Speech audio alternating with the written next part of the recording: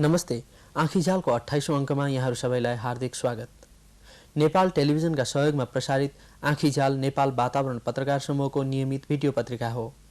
यसले वातावरण, विकास, समाज र संस्कृतिका विविध पक्ष र सन्दर्भहरूलाई सार्वजनिक जानकारी र छलफलमा ल्याउने प्रयास गर्दछ। आजको अङ्कमा हामी 3वटा सामग्री लिएर आएका छौँ।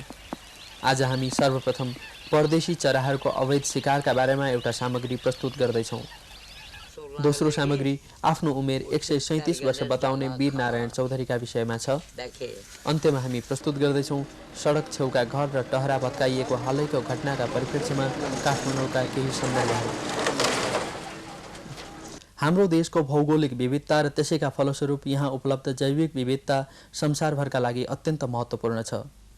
यहाँ एकातिर हिउँदमा मुलुकको झन्डै 1/4 भाग हिमाच्छादित हुन्छ, अर्कातर्फ त्यही मौसममा न्यानो खोज्दै लाखौंको संख्यामा परदेशी चराहरू पनि यहीँ आउँछन्। हजारौं किलोमिटर टाढा साइबेरियादेखि आउने यस्ता चराहरूमध्ये अधिकांश यहाँ बास बस्दै दक्षिणतर्फ जान्छन् र पछि यही बाटो भएर फर्कन्छन्। तर हिजो आज यो प्राकृतिक बाटो निरापद भने छैन। हजारौंको संख्यामा परदेशी चराहरू बाटैमा मारिरहेका छन्। यिनीहरू मारिनु यिनको जाति प्रजाति वा धरतीको जैविक विविधताका लागि मात्र होइन, यी जसका लागि मारिरहेका छन् तिनीहरूका लागि पनि कम हानिकारक छैन। प्रस्तुत छ ध्रुव बस्नेतको रिपोर्ट। कपिलवस्तुस्थित बाणगङ्गा सिँचाइ आयोजनाको यस पोखरीले नेपाल र भारतमा सिँचाइ सुविधा त पुर्याएकै छ, त्यसबाहेक यसले हिउँदमा चिसो ठाउँबाट बसाइँ सरेर आउने चराहरूका लागि बास पनि जुटाएको छ। 250 हेक्टर जति जमिनमा फैलिएको यस पोखरीमा निकै थरी चरा पाइन्छन्। कपिलवस्तुका प्रेम बहादुर वाग्ले हिमालतिर आउँछ। अब तपाईको 4-5 महिना बस्छ। ठन्डीभरि बस्छ, बर्खा लाग्न लागेपछि गर्मी धेरै चढ्न लागेपछि फेरि गइहाल्छ। कति जति आउँछ? आउन त बहुत आउँछ। यो लगभग चराहरू 1.5-2 लाख जति आउँछ चरा। नेपालका चराहरूका बारेमा अध्ययन गरिरहनुभएका राजेन्द्र नरसिंह सुवाल नेपालको पश्चिमी तराईमा पाइने बाणगङ्गा रिजर्भर जुन चाहिँ इरिगेसनको पर्पजको लागि बनाएको एउटा ठुलो तलाउ छ। त्यो तलाउ चाहिँ बनिसकेपछि एउटा हेभन भएको छ, जुन चाहिँ हाम्रो माइग्रेटरी वाटरफल्स सबभन्दा यसमा हाँसहरू बढी छन्। तिनीहरू त्यहाँ बस्ने गरेछ। दायाँ बायाँतिर उनीहरू चरिदिन्छ र राति आउने र दिनभरि पनि बस्ने, त्यहाँ बस्ने गरेछ। यहाँ यी चराहरू केही वर्ष अघिदेखि आउन थालेका हुन्। यसबाट स्थानीय बासिन्दा खुसी पनि भएका छन्। खूब खुसी लाग्छ। किन? अब चरा देख्न पाइन्छ के? तर सबै मान्छे चरा देख्न पाइन्छ भनेर मात्रै खुसी भएका होइनन्। केही मान्छेहरू यी चरा मार्न पाएर पनि खुसी भएका छन्। यहाँ 2-3 वर्ष अघिदेखि नै चरा मार्ने क्रम चलिआएको छ। यो क्रम यस वर्ष चरम सीमामै पुग्यो। फेरि प्रेम बहादुर वाग्ले अहिले त मार्न छोडेछन्। पहिला बहुत मार्थे। दिनको चाहिँ 150-200 तक चाहिँ चराहरू मारेर निकाल्थे। अहिले चाहिँ बन्द छ। लगभग 8-10 दिन भयो। यहाँ अरूले चरा मारेका छन् भन्ने मान्छे मात्र होइन, आफूले धेरै चरा मारेकोमा गर्व गर्नेहरू पनि छन्। शिकारी मुरली पासी पहिला त एकदम फ्री थियो, तमाम मार्थ्यो, कमसे कम 70 जना। अहिले त एकदम रोक्क छ। 70 जना के मान्छे कि मान्छे? अनि हाँस चाहिँ दिनमा कतिवटा जति मार्थे? मार्थ्यो कमसे कम सबजनाले मिलेर कमसे कम 200, 250, 300 जति पुगिन्थ्यो होला। मैले मारे होला कमसे कम 600-700 जति। कति आम्दानी भयो? भयो थियो अलिअलि त। शिकारीहरूले यी चरा मार्न बन्दुकको प्रयोग गर्दैनन्। बन्दुक पड्काउँदा 1-2 मात्र चरा मर्छन्, अरू चाहिँ तर्सेर भाग्छन्। त्यसैले उनीहरूले एउटैलाई नबेच्काइकन धेरै चरा मार्ने उपाय निकालेका छन्। उनीहरू सबभन्दा पहिले फट्याङ्ग्रा र साना माछा बटुल्छन् र तिनलाई विषको सुई दिन्छन्। साँझपख ती माछा र फट्याङ्ग्रालाई पोखरीका घाँसमाथि राखिदिन्छन्। भोलिपल्ट बिहानै चराहरू आएर तिनलाई खान्छन् र मर्छन्। यसरी मारेका चराहरू स्थानीय बजारमा बिक्री गरिन्छन्। हाँसको जोडी 50 रुपियाँसम्ममा बिक्री हुन्छ भने टिकियाको जोडीको मूल्य रु 20 सम्म पर्छ। केही महिना अघि यसरी अत्यधिक मात्रामा चरा मारिएपछि स्थानीय बासिन्दाले त्यसको विरोध गरे र कारबाहीका लागि जिल्ला वन कार्यालयलाई घचघच्याए। कपिलवस्तु जिल्लाका वन अधिकृत अम्बिका प्रसाद गौतम। त्यसमा चासो चाहिँ यो काम हुनु हुँदैन भन्ने चासो चाहिँ अहिले सबैको भएको छ। अहिले आएर चाहिँ जनप्रतिनिधिहरू, प्रशासन र स्थानीय स्तरमा पनि केही यो वन वातावरणसँग चाहिँ चासो राख्ने व्यक्तिहरूमा समेत यो काम चाहिँ यसरी मारिनु गर्नु चाहिँ गलत कुरा हो भन्ने कुराको चाहिँ जानकारी भएको छ। यो हामीले वन कार्यालयको तर्फबाट पनि चाहिँ एकदमै कन्टिन्युअस प्रयास गरिराखेका छौँ स्थानीय जनताहरूलाई यो कुराहरू चाहिँ नगर्नलाई जानकारी गराइदिने भनेर अनौपचारिक तवरले नै अहिले चाहिँ औपचारिक कुनै कार्यक्रम त त्यस्तो छैन, अनौपचारिक तवरले नै स्थानीय गाविस प्रतिनिधिहरू, स्कुलका शिक्षकहरू, अरू जनप्रतिनिधिहरू जहाँ जहाँ मौका पर्छ, जुन जुन फोरममा अरू नै त्योसँग सान्दर्भिक कुनै चाहिँ मिटिङ त्यस्तो नभए पनि काहीँ मान्छे भेला भएको ठाउँमा चाहिँ कार्यालय प्रमुखकै चाहिँ बैठकमा होस् या जनप्रतिनिधिहरूसँग चाहिँ बसेर गर्ने बैठकहरूमा होस् अथवा चाहिँ गस्ती निरीक्षणको क्रममा चाहिँ भेटिएका मान्छेसँग होस्, यो चाहिँ गलत काम हो, यो गर्नु हुँदैन, यो दण्डनीय काम हो, यस्तो काम चाहिँ नगर्नलाई सबैले चाहिँ सम्झाइदिने, नगर्ने र गरेमा चाहिँ कारबाही हुन्छ।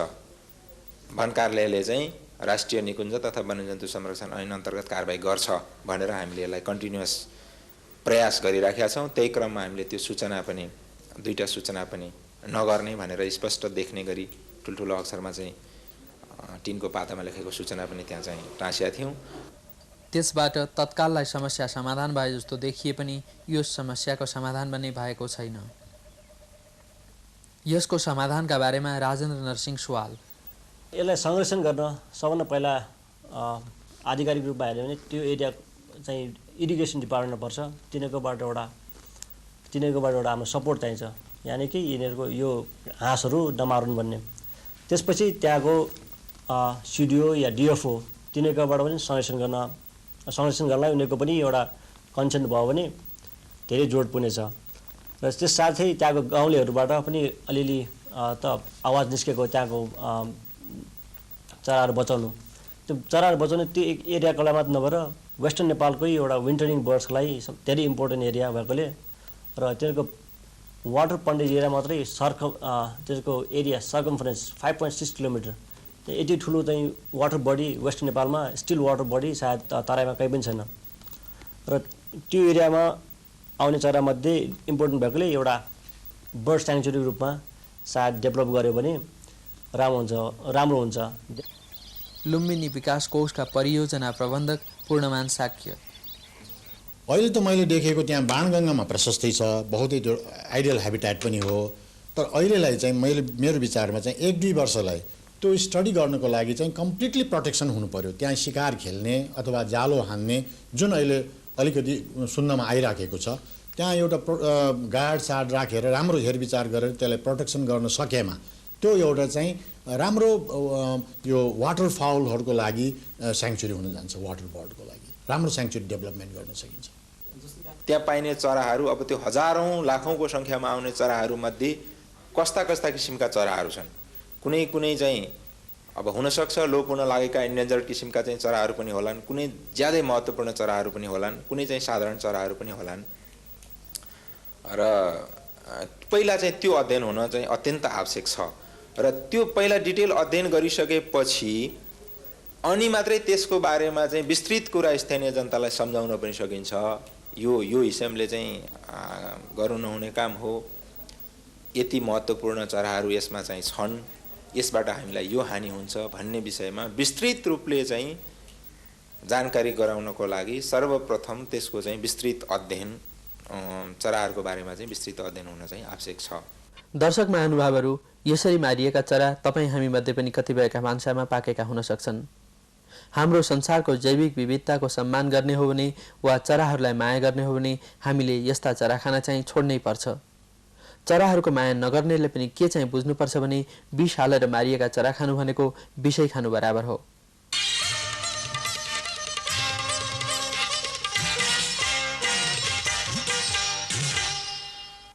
मानिस कति वर्षसम्म बाँच्छ? यस्ता कुराको रेकर्ड राख्नका लागि नाम कमाएको गिनिज बुक अफ वर्ल्ड रेकर्ड्सका अनुसार अहिलेसम्म प्रामाणिक रूपमा सबभन्दा बढी बाँच्नेमा जापानी नागरिक शिगेचियो इजुमीको नाम आउँछ, जसको 121 वर्षको उमेरमा करिब 9 वर्ष अघि निधन भयो। जीवित शतायुहरूमध्ये 120 वर्षीय फ्रान्सेली नागरिक जेन्नी लुइस कलमेन्टको नाम सबभन्दा माथि छ। नेपालको सबभन्दा वृद्ध नागरिकको उमेर कति छ हामीलाई त यति पनि थाहा छैन। आउनुहोस् एकछिन भेटौँ वीरनारायण चौधरीलाई। एक पाके भाग एक पाके भागे भाइ बहिनी सबै रोग लागेर मरे।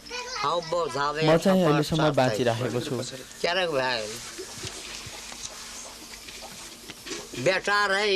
एउटा मात्र छोरो थियो सोहनलाल, 90 वर्षको उमेरमा छाडेर गयो। 70 वर्षको उमेरमा बुहारी पनि गई। को छ र अब बाँकी सबै गइसके। म एक्लो बुढो मात्र छु। सुनसरी जिल्ला खनारका वीरनारायण माझी चौधरीसितको छोटो भेटघाटमा हामीले यस्तै दुःख र विरक्तिका कुरा मात्र सुन्न पायौँ। कहिलेकाहीँ उहाँका कुरा सन्दर्भभन्दा बाहिर जान्छन् र राम्रो कान नसुन्ने भएकाले उहाँसित सजिलोसित प्रश्नोत्तर गर्न पनि सकिँदैन। उहाँ आफ्नो उमेर 137 वर्ष बताउनुहुन्छ, तर जन्ममिति लगायतका तिथिमितिहरूको अभिलेख राख्ने चलन नभएका समुदायका सदस्य भएकाले उहाँको उमेर यति नै हो भनेर ठोक्वा गर्ने आधार कसैसित छैन। फलत उहाँको नाम गिनिज बुक अफ वर्ल्ड रेकर्ड्समा चढ्न सक्दैन। तर उहाँको उमेर साह्रै धेरै हो भन्न चाहिँ अप्ठ्यारो मान्नुपर्ने देखिँदैन, किनभने उहाँका छोराको 90 वर्षका उमेरमा 5 वर्ष अघि देहावसान भयो। उहाँको यो चिलिम 60 वर्ष पुरानो हो र उहाँभन्दा बुढो यस क्षेत्रमा कोही पनि छैन। हामीले यहाँ वीरनारायण चौधरीलाई प्रस्तुत गरेको हाम्रो देशमा भएका यस्ता जीवित इतिहासहरूतर्फ पनि दृष्टि दिउँ भन्ने आग्रह गर्नलाई हो। परम्परागत समुदायहरू आधुनिकताको चपेटामा पर्दै जाँदा तिनमा रहेका भाषिक र सांस्कृतिक सम्पदा तथा प्रकृति र प्राकृतिक स्रोतहरू सम्बन्धी पुस्तौँदेखिका महत्त्वपूर्ण जानकारीहरू वयोवृद्ध व्यक्तिहरूसित मात्र सीमित रहन्छन् र कालक्रममा मासिएरै जान सक्छन्। हामीले त्यस्ता कैयन अमूल्य निधिहरू गुमाइसकेका छौँ। अझै पनि वीरनारायणका परिवारका सदस्यहरूका सहयोगमा उहाँको भाषा बुझ्ने व्यक्तिले धैर्यपूर्वक उहाँका कुराकानी सुनेमा लगभग 1 शताब्दी अघिको मोरङ सुनसरीको प्रकृति र वातावरण अनि समाजका बारेमा मात्र होइन, यहाँका आदिवासीहरूमा रहेका कैयन लुप्तप्राय ज्ञान तथा जानकारीहरूको अभिलेख पनि तयार हुन सक्छ। मुलुकका अरू शतायु व्यक्तिहरूबाट पनि यस्ता जानकारीहरू बटुल्न सकिएमा प्राकृतिक र सांस्कृतिक विविधताहरूको जगेर्ना गर्ने अभियानलाई अलिकति भए पनि टेवा पुग्न सक्छ।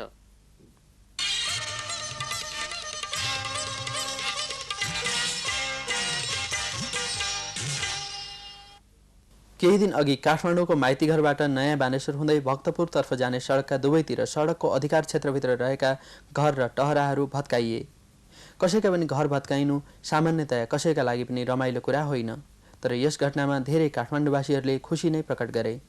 प्रस्तुत छ काठमाडौँको अव्यवस्थित निर्माण र सार्वजनिक जग्गा जमिनहरूको निजी उपयोगका बारेमा मोहन मैनाली र ध्रुव बस्नेतको रिपोर्ट। यो एउटा मात्रै होइन, अर्नीको राजमार्गको माइतीघरदेखि बानेश्वरसम्मका 31वटा घरहरू भत्काइसकिएका छन्। यी घर किन भत्काइएका हुन्? सडक विभाग काठमाडौँ डिभिजनका कायम मुकायम क्षेत्रीय निर्देशक मदन गोपाल मलेकु। काठमाडौँमा यो सडक सिमाना इन्क्रोच गरेर विभिन्न किसिमको बिक्रीहरू दिन प्रतिदिन बढ्दै गइराखेको र त्यसलाई चाहिँ हामीले विभिन्न निकायबाट रोकथाम गर्दै पनि चाहिँ त्यो क्रम चाहिँ बढ्दै गएको कारणले हामीहरू सडक विभाग, नगर विकास, सडक अनि चाहिँ नगरपालिका र स्थानीय प्रशासन जोइन्टली बसेर यो क्रमलाई चाहिँ रोक्नु पर्यो भन्ने हिसाबले चाहिँ मिटिङ गरेर चाहिँ हामीले चाहिँ यो ठाल्ने गरेको हो सामूहिक रूपमा। अब जस्तो चाहिँ अर्नीको राजमार्गको माइतीघरदेखि मनोहरासम्मको केस लिने हो भने करिब चाहिँ 158वटा चाहिँ इलिगल तहराहरू घरहरू चाहिँ निर्माण भएका छन्। सडक किनारा अर्थात् सार्वजनिक जमिन अर्थात् सार्वजनिक सम्पत्ति निजी फाइदाका लागि प्रयोग गर्ने क्रम अहिले निकै बढी मात्रामा देखिन थालेको छ। प्रतिष्ठित व्यक्ति तथा व्यापारिक संस्थादेखि लिएर सर्वसाधारण सबैले सार्वजनिक सम्पत्तिमाथि अतिक्रमण गरेका छन्। यसरी घर भत्काउने कामको विरोध पनि भइरहेको छ। कोटेश्वरमा सडकभन्दा पूर्वका यी झुप्राधनीहरूले यसरी घर भत्काउने कुराको विरोध गरे।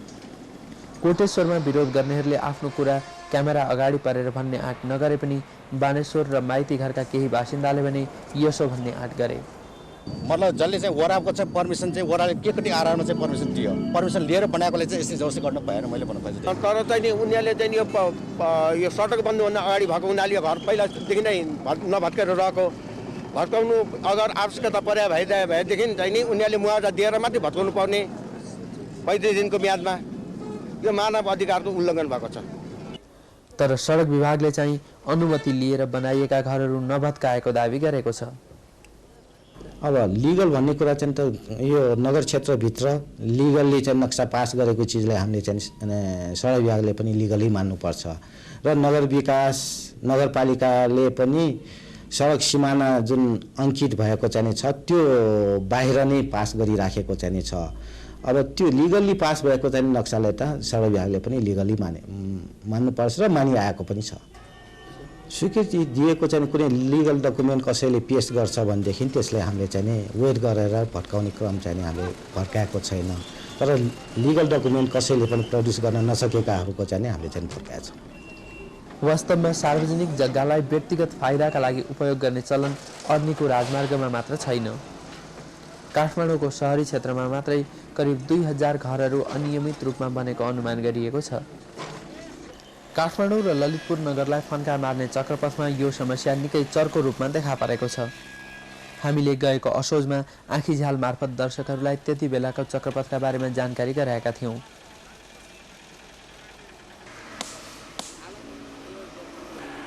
त्यो कार्यक्रम प्रसारण भएको 6 महिनापछि अहिले हामीले फेरि चक्रपथको अवस्थातिर ध्यान दियौँ।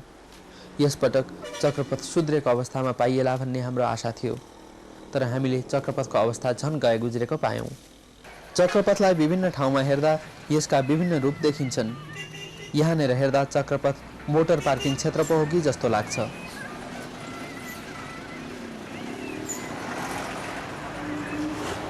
तीन कुनेमा चाहिँ चक्रपथ बालुवा बोकेका ट्रक ग्राहकका खोजीमा पर्खने ठाउँ भएको छ। तीन कुनेमा निर्माण सामग्री थुपारिएका मात्र छैनन्, पक्की घर समेत निर्माण भएका छन्। यी पसलेहरूले यो ठाउँ भाडामा लिएका छन्।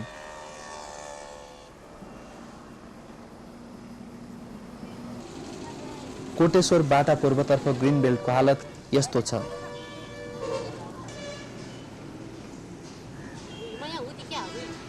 अहिले पनि लागू भइरहेको नियमअनुसार चक्रपथको महाराजगञ्जमा 15 मिटर, कलङ्कीमा 40 मिटर, कोटेश्वरको पश्चिमी भागमा 15 मिटर, सिनामङ्गलमा कहीँ 10 र कहीँ 12 मिटर, गौशाला तथा चाबहिलमा 10 मिटर र बाँकी चक्रपथमा 31 मिटर जमिन सडकको केन्द्रबिन्दुबाट दुवैतर्फ बाटाका लागि छाड्नुपर्छ। यति जमिन चक्रपथका लागि आवश्यक ठानेर श्री 5 को सरकारले चक्रपथ बनाउने बेलामा 2694 रोपनी जमिन अधिग्रहण गरेर त्यहाँका सक्कली जग्गाधनीहरूको स्वामित्व छुटाएको थियो। अहिले यस जमिनका नयाँ जग्गाधनीहरू देखिएका छन्।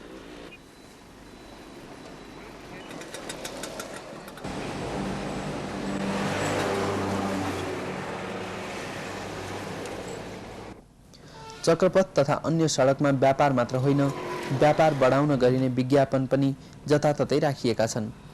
यिनलाई यसरी राख्न सरकारी निकायबाट स्वीकृति लिनुपर्ने नियम छ, तर यी मध्ये एउटाले पनि नियम अनुसार स्वीकृति लिएका छैनन्।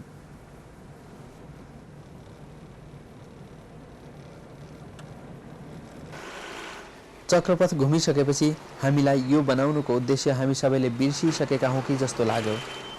फेरि मदन गोपाल मल्लेकु चक्रपथ वास्तवमा निर्माण भएको त काठमाडौँलाई चाहिँ व्यवस्थित किसिमले विकास होस् भन्ने हिसाब किताबले चाहिँ चक्रपथ निर्माण भएको र चक्रपथको उद्देश्य चाहिँ एउटा चाहिँ हाई स्पिड रोड र चक्रपथ भित्र र बाहिर चाहिँ व्यवस्थित ढङ्गले चाहिँ सहर विकास होस् भन्ने हेतुले हाई स्पिड रोडको हिसाबले चाहिँ निर्माण भएको हो। त्यसको साथसाथै चक्रपथको भित्र र बाहिर चाहिँ ग्रिन बेल्टको परिकल्पना गरिएको कारण पनि के भनेदेखि त्यो चक्रपथ भित्र र बाहिर विकास भएका चाहिँ रेजिडेन्सियल एरिया अरू एरियालाई चाहिँ त्यसले एउटा हाई स्पिड रोडको ट्राफिकबाट के इन्सुलेसन होस् भन्ने हिसाबले चाहिँ त्यो ग्रिन बेल्टको परिकल्पना गरिएर चक्रपथ निर्माण भएको हो। तर हाम्रो अनुमान सही रहेनछ। सरकारी निकायहरू चक्रपथ किन बनाइएको हो भन्ने कुराप्रति सचेत रहेछन्। त्यसो भए वर्तमान अवस्थाका बारेमा चाहिँ सरकारलाई थाहा रहेनछ कि? अहिले चाहिँ त्यो चक्रपथको जुन परिकल्पना गरेर निर्माण भएको हो त्यो अनुसार चाहिँ नि विभिन्न किसिमको यस्तै किसिमको चाहिँ इन्क्रोचमेन्ट भयो, ठाउँ ठाउँमा चाहिँ हेफाजत वेमा चाहिँ इलिगल प्रवेश मार्गहरूले गर्दाखेरि यो ग्रिन बेल्टहरू पनि मासिने गइराखेको छ। त्यसको साथसाथै यो चक्रपथको चाहिँ जुन हाई स्पिड रोड हो अनि त्यो पनि त्यसको जुन आशय अनुसार बनाइएको त्यो पनि किल हुँदै गइराखेको छ। दोस्रो अनुमान पनि गलत देखिएपछि हाम्रो तेस्रो प्रश्न थियो, त्यसो भए यो स्थितिको अन्त्य कहिले हुन्छ त? यो स्थितिको अन्त्यको लागि चाहिँ हामी सामूहिक रूपमा अघि मैले यहाँलाई भने नि हाम्रो नगर विकास, नगरपालिका, स्थानीय प्रशासन र सडक विभागले प्रचलित ऐन नियमको आधारमा यिनीहरूलाई चाहिँ हामीले चाहिँ हटाउने प्रक्रिया हामीले चाहिँ सुरु गर्न थालिराखेका छौँ। त्यो हटाउने कहिलेसम्म चाहिँ भनेर त अहिले त यकिन गर्न भन्न सकिन्न, तर चाहिँ नेक्स्ट महिनादेखि हामी चाहिँ चक्रपथतिर हामी चाहिँ सुरु गर्छौँ। त्यो क्रममा चाहिँ यो एक ठाउँबाट हामी चाहिँ सुरु गरेर त्यो क्रमानुसार चाहिँ हामी सबै ठाउँ हटाउँदै जान्छौँ। काठमाडौँ नगर महानगर बन्ने तयारीमा छ। महानगर बन्यो भने यस सहरको भौतिक स्वरूप कति फेरिएला? यहाँका नागरिकहरूले के कस्ता सुविधा पाउलान् र के कस्ता नियम पालन गर्नु पर्ला? हामी आफैले सार्वजनिक सम्पत्तिमाथि कब्जा जमाएर प्रदूषण र फोहोर बढाएर ऐन कानुन मिचेर काठमाडौँलाई जे जस्तो रूप दिँदैछौँ त्यसबाट यो साँच्चै महानगर बन्न सक्छ त?